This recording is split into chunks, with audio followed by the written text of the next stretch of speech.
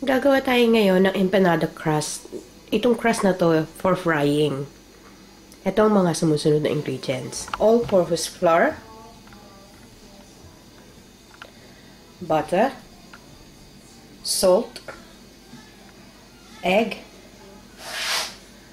milk, vinegar, and ice cold water. At gagamit tayo ng oil for frying. Ito sa maliit na bowl, i-crack lang natin itong egg. Then, i-beat natin. Sama yung milk. And just a pinch of salt. Then, beat. Beat lang natin. And set this aside. Dito sa mixing bowl, ihalo lang natin yung asin. And then, mix lang natin. Then, ilagay na natin yung butter.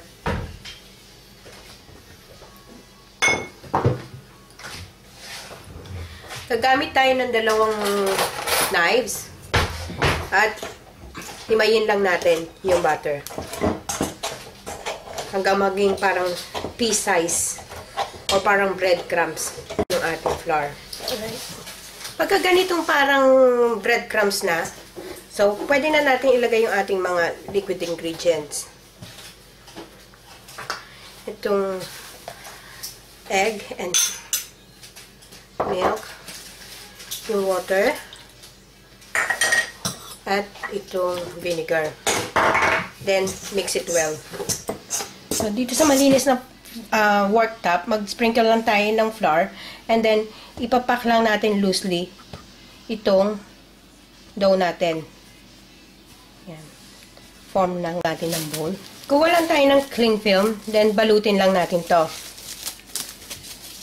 And then, i-refrigerate natin for half an hour to 1 hour. Para lang mag-solid uli yung, ma-firm up uli yung butter. Dito sa parchment paper, ilagay lang natin ito, nasa fridge na to for an hour.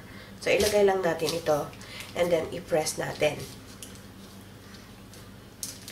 And then, get another parchment paper and put it on top. So, gagamit tayo ng rolling pin. I-roll natin.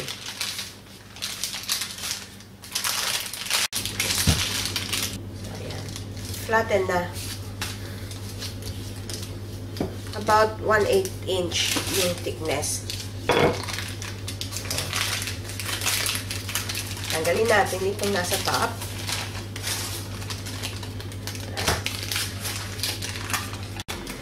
Mag-sprinkle lang tayo ng flour dito sa top para pag hulma natin itong empanada.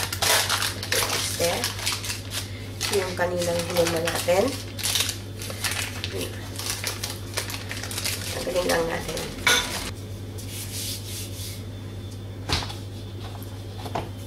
Lagyan ko lang ng flour itong rolling pin.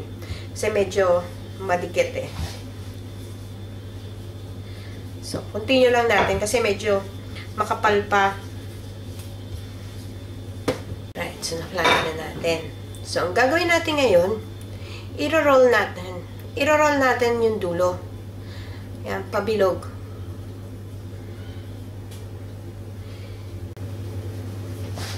Then, itap lang natin yung dulo. Siksik natin yung dulo.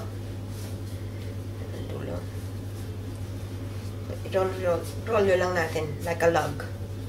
Tapos, siksikin natin.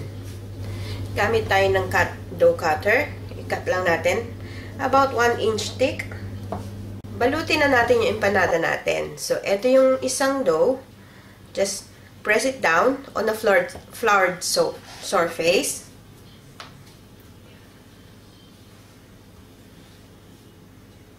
And then, get lang natin yung ating rolling pin. I-flour din natin yung rolling pin.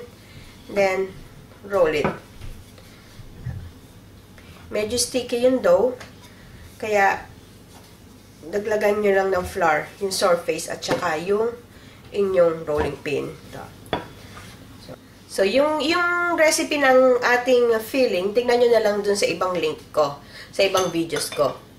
So, ito, may ready prepared na ako ng filling. Lagyan lang natin sa gitna. About 1 tablespoon, I mean. And then, optional ingredients. Itong boiled egg. And grated cheese.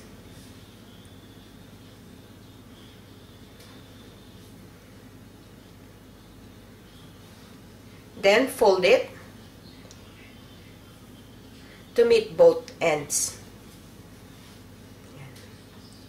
Seal lang natin yung dulo.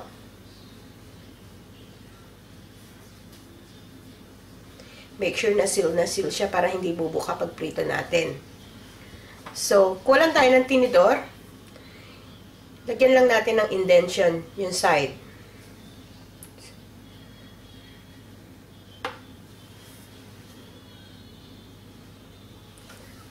So, ready na to.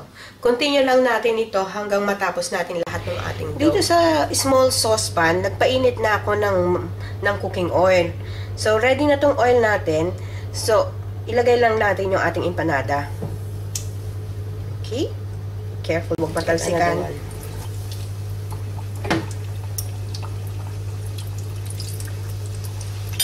I-fry lang natin to on a medium heat for about 10 minutes until golden brown. Balikan natin. To continue lang natin yung frying until maging golden brown. So, ito, okay na to. Pwede na nating ahanguin. And here's our flaky fried empanada. Perfect for merienda. Try nyo. Magugustuhan nyo to, sigurado.